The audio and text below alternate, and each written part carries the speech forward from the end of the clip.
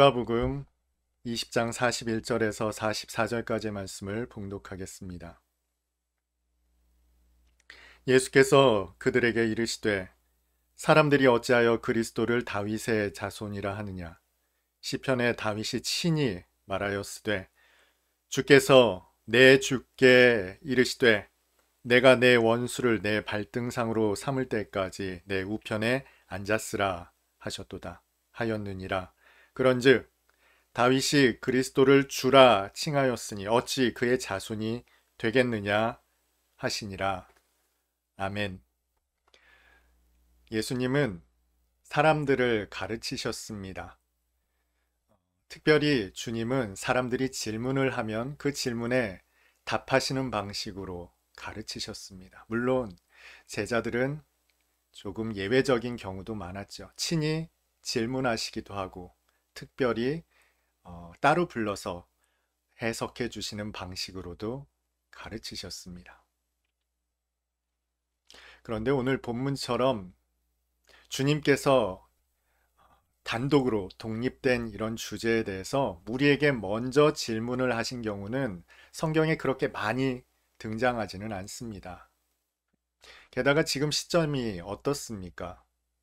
고난을 얼마 남겨놓지 않고 있는 그런 시점에 예수께서 무리를 가르치시는데 먼저 질문을 하셨다면 이것은 대단히 중요한 복음을 담고 있다라고 할 수 있겠습니다. 앞서서 주님은 부활을 믿지 않는 사두개인들이 질문하는 질문에 먼저 답하셨습니다. 이들은 칠형제가 한 여자를 두고 계대 결혼법에 따라 결혼을 했으면 부활 후에 이 여자가 누구의 아내가 되겠는가, 그러니 부활은 없지 않습니까? 라고 주님께 이야기를 합니다. 한마디로 율법의 논리적 인과성을 위반하니 부활은 없다는 것이죠.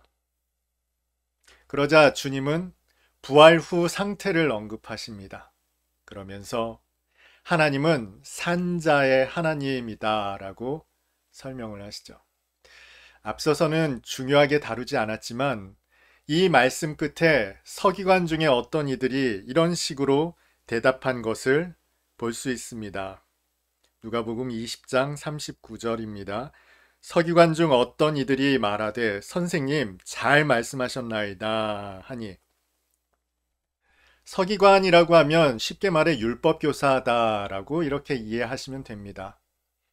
사람들을 가르치는 입장에 있는 사람들이 예수님 참 잘 말씀하셨습니다. 호응을 했다는 거예요. 바리새인과 서기관은 대표적으로 예수님을 반대하는 사람들이었는데 이번만큼은 예수께서 가르치신 이 말씀을 두고 잘 말씀하셨습니다. 호응을 했다는 것 얼마나 분위기가 좋습니까? 그런데 오늘 본문은 마치 주님께서 이 호응한 사람들에게 각을 세우는 그런 것으로 보인다는 겁니다. 분위기 좋았는데 좋은 분위기를 깨트리는 것 같은 예수님의 말씀이라는 거예요.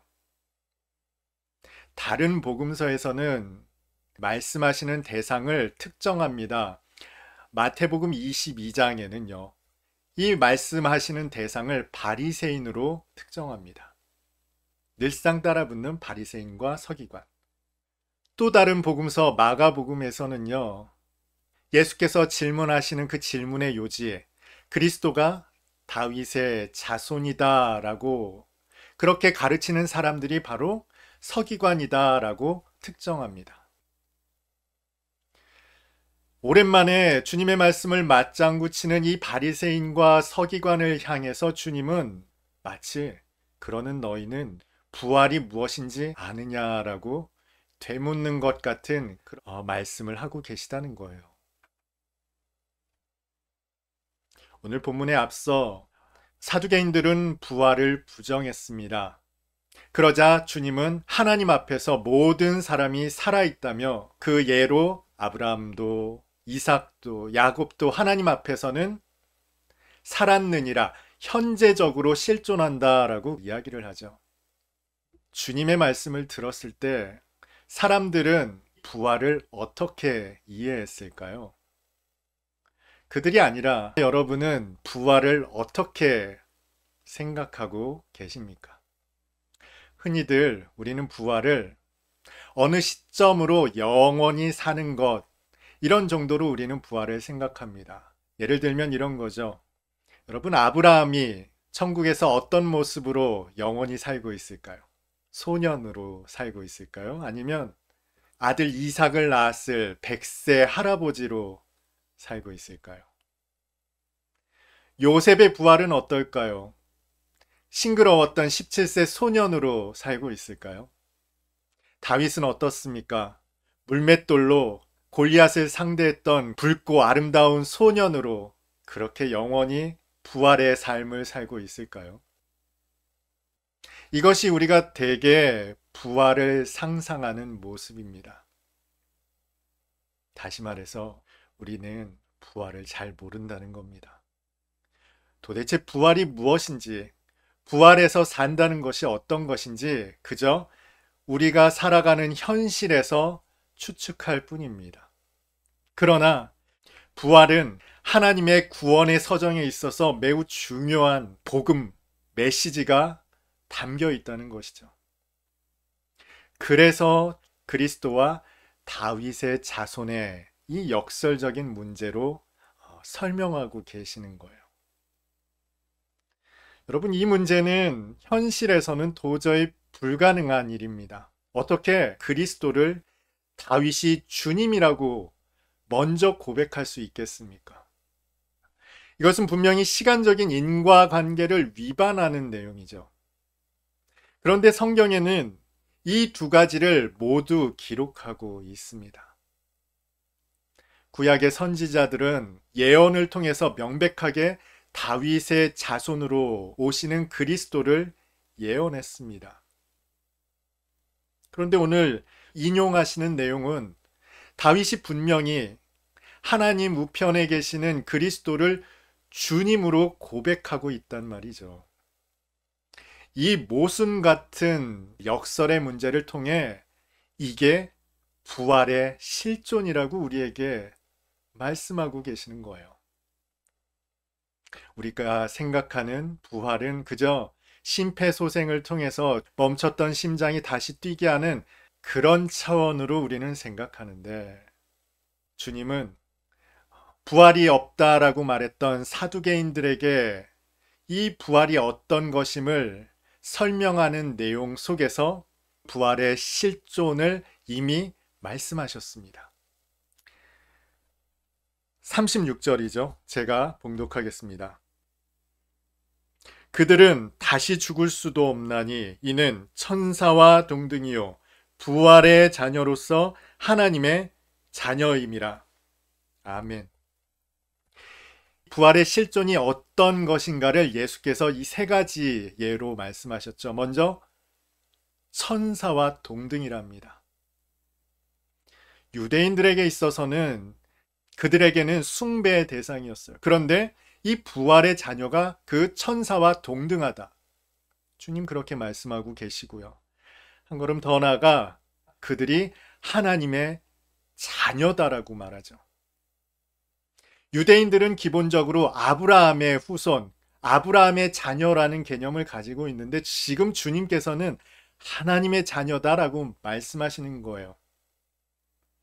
당시 고대 사회에 있어서 자녀는 아버지와 동등한 존재입니다. 주님이 뭐라고 말씀하시는 거예요? 부활한 자녀들은, 부활한 사람들은 하나님과 방불한 존재라는 거예요. 하나님과 동등한 존재, 주님은 지금 그렇게 말씀하시는 겁니다. 영원의 존재, 다시 죽을 수 없는 존재라고 설명하시는 거죠. 그러니 우리가 그저 생각하는 부활한 나사로, 장사한 지 나흘이나 됐던 나사로가 걸어 나오는 수준, 그 이상의 말씀을 주님께서는 이것이 부활이다라고 설명하고 계시는 거예요. 그런데 궁금합니다. 주님께서 지금 왜 이 시점에서 이 부활을 말씀하시는 것인가? 그리고 이 부활에 관한 말씀을 복음서 저자들은 왜 똑같이 기록하고 있는 것인가? 주님은 이것이 복음 중에 복음이기 때문에 말씀하시고 있는 겁니다.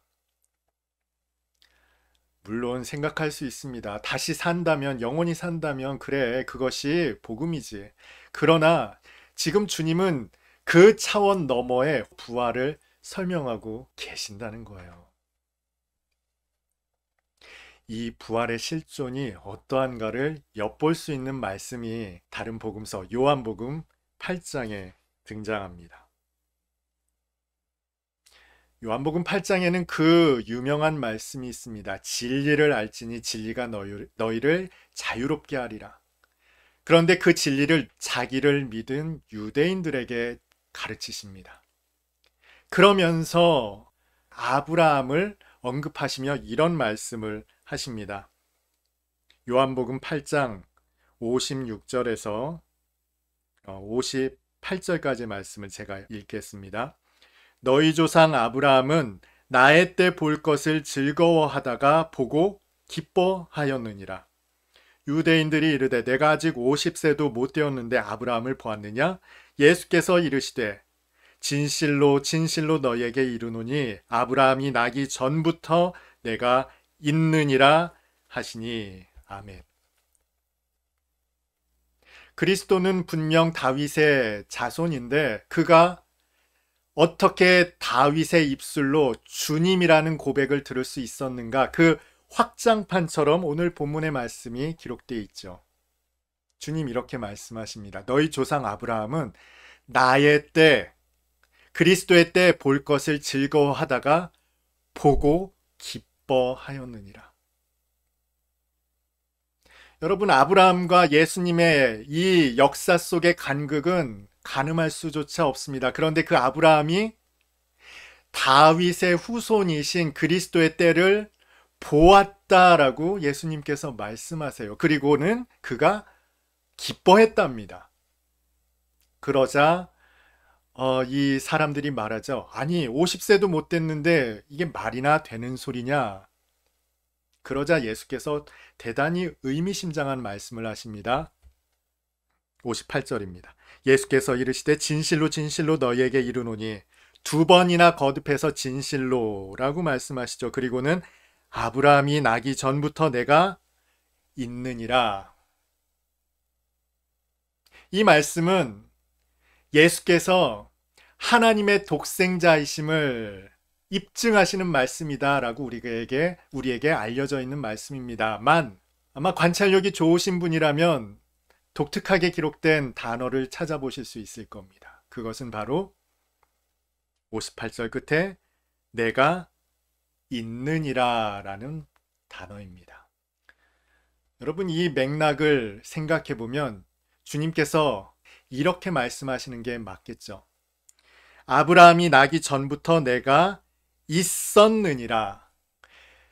예수께서 그리스도로 아브라함보다 선제적으로 계셨다, 먼저 계셨다라고 표현하시려면 있었느니라 하시는 말씀이 맞을 것 같은데 본문에는 있느니라 현재형으로 기록되어 있습니다. 헬라어 원어도 에이미라고 기록되어 있어요. 내가 있다. 지금 주님이 무엇을 말씀하고 계시는지 아시겠습니까? 우리가 살아가는 역사 속에서는 시간의 선후 관계가 분명합니다.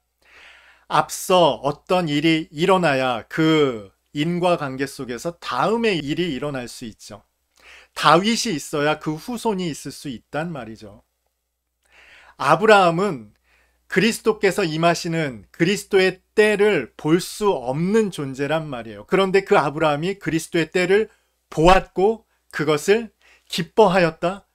이건 시간의 역설을 의미합니다. 그런데 주님께서도 그 말씀을 하시죠. 내가 아브라함보다 먼저 있느니라 라고 말씀하세요.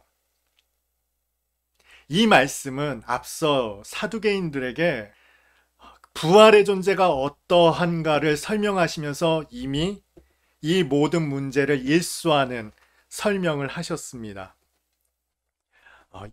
누가복음 20장 38절입니다. 하나님은 죽은 자의 하나님이 아니요 살아있는 자의 하나님이시라. 하나님에게는 모든 사람이 살았느니라. 이 한글 번역이 본문에는 모든 사람이 살았느니라 마치 과거처럼 들리게 번역이 돼 있습니다만 영어 성경을 보면은 이렇게 돼 있습니다. All are alive. 현재형으로 역시 기록되어 있어요. 부활의 존재들은 살아있다는 거예요. 부활 안에서 역사는요, 우리가 살아가는 이 현실처럼 선후 관계 속에 있는 것이 아니라 부활 속에는 모든 것이 현재로 존재한다는 겁니다. 마치 하나님이 모든 역사를 현재로 보듯이. 여러분, 이것은 제가 그냥 추측으로 이야기하는 것이 아니라 성경에 나타나 있는 내용들입니다. 하나님에게는요, 모든 것이 현재로만 존재한다는 거예요. 주님은 지금 그걸 이야기하고 싶은 겁니다. 부활의 실존은 너희가 현재로서 존재한다라고, 이것이 복음 중에 복음이다라고 주님이 가르쳐 주시는데, 이것을 받아들이기에는 사람들이 너무 어려웠을지 모르겠습니다. 여러분, 이것을 조금 알아듣기 쉽게 설명을 해 드릴게요. 제가 일전에 정말 감명 깊게 보았던 드라마가 방영합니다. 명작은요, 그 전체로도 명작인데 모든 각 에피소드도 명작입니다. 그래서 식사를 하다가 간혹 영상을 보더라도 그 짧은 영상이 참으로 인상적이고 감동적입니다. 그러다 보니 이 드라마를 몇 번이나 보게 된 것 같습니다. 반복해서 나오고 또 나오고 또 나오다 보니 이제는 그 특정 대사도 암기할 수준입니다. 신기하지 않습니까? 대사도 알고 있어요. 결론도 알고 있어요. 내용도 다 알고 있습니다. 그런데요, 볼 때마다 가슴 졸이고 애틋하고 눈물 짓는 드라마가 제 방이기도 합니다. 여러분, 그런데 이런 맥락의 말씀을 주님께서도 하셨습니다. 누가복음 22장 31절에 주님께서 그 이후로 베드로가 부인할 것을 언급하시는데 그것만으로 그치지 않고 이렇게 말씀하십니다. 시몬아 시몬아 보라 사탄이 너희를 밀가부르듯 하려고 요구하였으나 그러나 내가 너를 위하여 내 믿음이 떨어지지 않기를 기도하였노니 너는 돌이킨 후에 내 형제를 굳게 하라. 그가 말하되 주여 내가 주와 함께 오게도 죽는 데에도 가기를 각오하였나이다. 이르시되 베드로야 내가 내게 말하노니 오늘 다 굴기 전에 내가 3번 나를 모른다고 부인하리라 하시니라. 아멘. 마치 주님은 모든 일을 아시는 것처럼 말씀하고 계세요.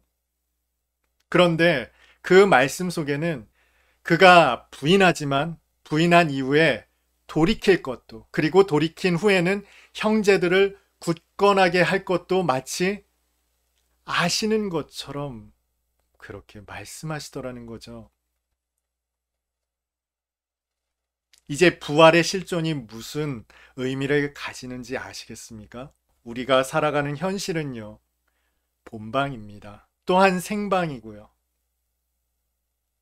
이 본방송, 생방송을 살아가는 우리에게 있어서 내일은 아직 오지 않았고 미래는 경험해 보지 못한 시간 속에, 미지 속에 여전히 우리를 기다리고 있습니다. 그러나 여러분, 영원하신 하나님에게 있어서는요, 모든 역사가 본방이자 또 한편으로는 제방이기도 합니다. 그런데 중요한 것이 있었죠. 앞서 부활한 자녀를 하나님의 자녀라고 언급하셨어요. 하나님의 자녀라는 것은 그 부활한 존재도 역시 하나님과 방불한 존재라는 것이죠. 아시겠습니까?